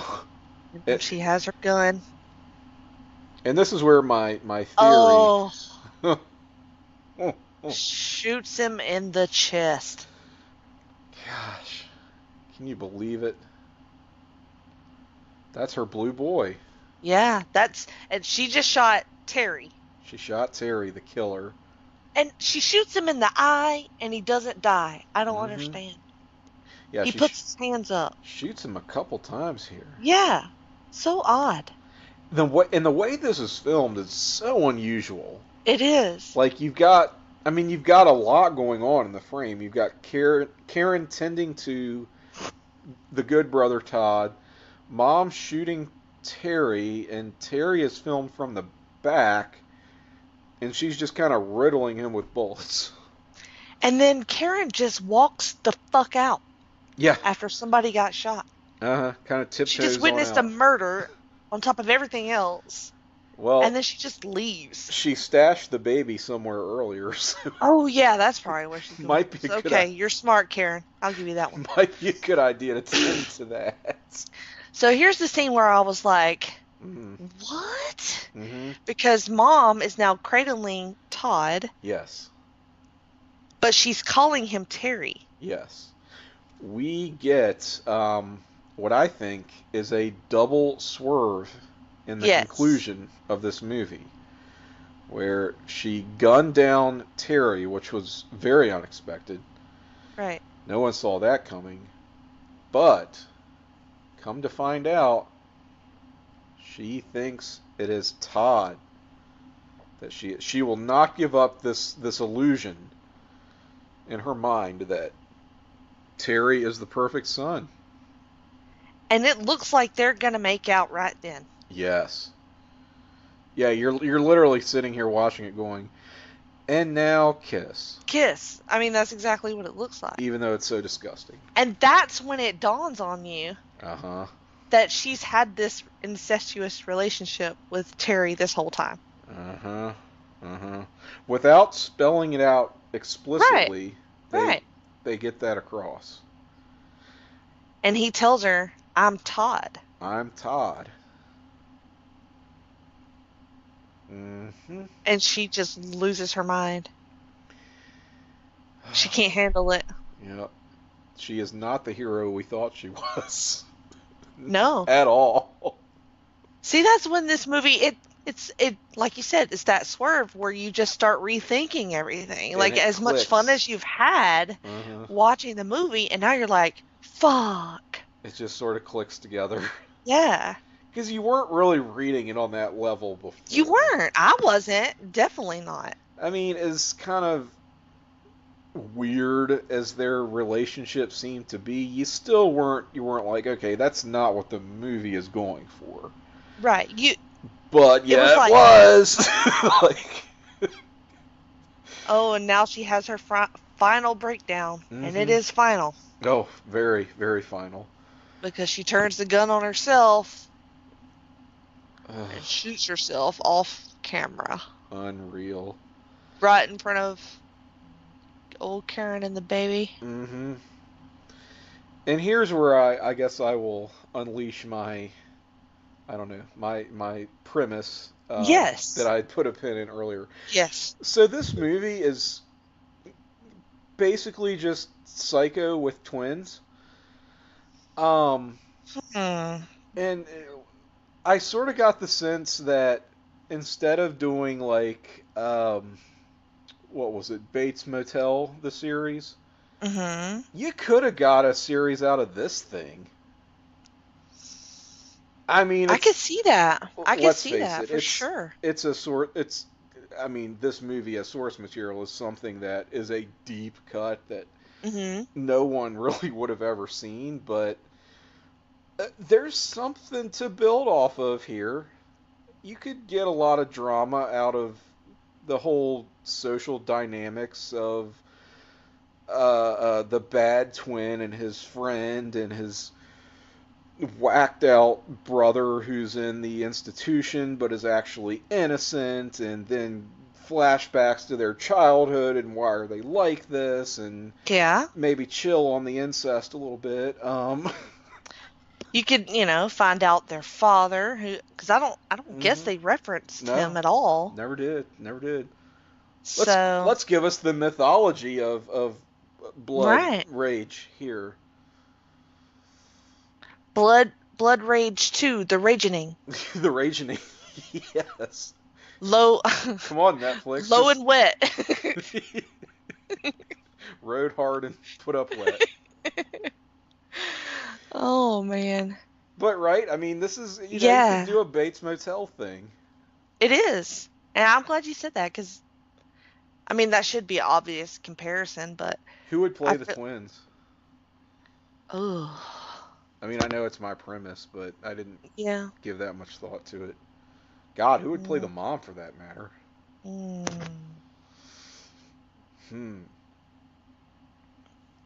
We will ponder that. And yeah, we will. You know what? Maybe we can outsource that. Yeah, somebody tweet me. To Twitter. I'm at Jenny Cruz 2814. Tim, where you at on Twitter? I am at Psych68 CYKE68 on Twitter. And that's about the only place you'll find me on social. Yeah? Yeah. Sometimes you're on the Place to Be Nation Comics page on Facebook. Sometimes I am. We do have a Place to Be Nation Comics page on Facebook. But, just have to hit it at the right time of day, the right topic. But I do check in. X-Men, I'm probably going to get you to talk on there. Yeah, that'll do it. Yeah, you could definitely bait me with some X-Men stuff. Just no one ever does it, though. It's all... Never mind. It's all guysinsweatpants.com. Okay, yeah, so you'll find me there as well. Oh, that's where else you could find that. Yes, of course. Which guy in sweatpants should play the twins? The one in that... Okay, never mind. See, now we're telling tales out of school. Oh my gosh. Well, how did you enjoy your trip to the drive-in? Oh, very much so. I love this concept. I am so happy that the drive-in will never die. And yes. Joe Bob Briggs and Shudder are seeing to that. I don't care how shitty the movie is. If it's presented by JBB, I will show up for it. Absolutely. Same. Me too. Well, thanks for hanging out with me and watching it. There's nobody else I would watch a movie like this with, except for my family, who's all on their phones. You will subject your family to it. You will invite me to join you because we are somewhat of the same mind. Hey, wait a minute though. What? Before we get out of here, what do you think of the new male girl, Darcy? I like her. You like her? She has a very interesting look. She does. But she owns it. You know what I mean? Like, yeah. She obviously is into cosmetic surgery, and sure. As you do. Yeah, I mean, but she She owns it. I'd love to be into cosmetic surgery if I could afford it. Right? Yeah. But she's smart, she has a good rapport with Joe Bob. He seems like sort of confused and Befuddled. yeah, befuddled by her, but also sort of delighted by her, Yes. Mm-hmm. So I think he enjoys her, so it comes across quite a bit. Right. She is. Go ahead. During the Texas Chainsaw Massacre, she said that she liked the remake better than the original, and I thought he was gonna lose his shit. Mm-hmm. It was great. I kind of thought she was just trolling him when she said that. She might have been. Yeah, she's somewhat of a departure from male girls past. Yes. He had, I think they were all either blondes or redheads, weren't they? I believe so. And I remember the first one was named Honey, and she was named Honey because he wanted to be able to call her Honey without getting in trouble for it because her name was actually Honey. He had one named Rusty. Mm-hmm. I think he had one named Reno. I don't know why that sticks in my mind, but those are the ones I can remember. So Darcy is somewhat different. She is a brunette. He refers to her as an elder millennial, which I think is quite funny. And she owns that. So she does. Good times with the drive-in. The last drive-in. I should get a mail boy. What do you think? Oh, okay. Who's going to be your Heish Meish mail boy? I don't know. I mean, you could have your pick. I mean, you think? Carte blanche here, yeah. I mean, it's keeping with the theme of Thanksgiving. I mean, come on. Anyone to your heart's desire. All right. Well, this is my official announcement that I'm accepting applications for a mail boy. Oh, for the Heish Meish. You got to be Heish Meish though. Yeah. I mean, like if you're not, then sorry. Just understand. I mean, you might think you're Heish Meish, but just, I mean, this is a bona fide occupational qualification. Right. And, just to be clear, I'm not basing my selection on anything other than looks. Yes. So, like, you can be dumb. Right. Barely literate. So, as long as you are cute. Yeah. And have Skype. And, I mean... Those are my qualifications. Mail boy, I mean, you say barely literate, but still literate. Well, I mean, you could hand me the letter, you know what I'm saying? Or email me the letter, and then I could just read it. So you don't even have to worry about it. Gotcha. Yeah. Gotcha. Oh, here we see Darcy, who is, here we go. So it's at the end of the movie. She is cosplaying as Ted Raimi, the slimy condom salesman. Yes. She's great. Like, what are you dressed as? It's so great. She's like, hello. Pulls it off well. Boy, she's wearing that dress. Yep. Oh my. So, well done, Joe Bob and Shudder. Love it. The feast, the dinners of death. Why do I keep saying feast? The dinners of death. We supposedly have another special coming up for Christmas time. So, I don't know. We'll see. I cannot imagine what holiday Christmas themed movies he will unleash upon the world. I can't wait to find out. Me too. All right. Night. Good night, Jenny. Thank you. All right. Thank you for being here. Love you. You too. Bye-bye. Bye.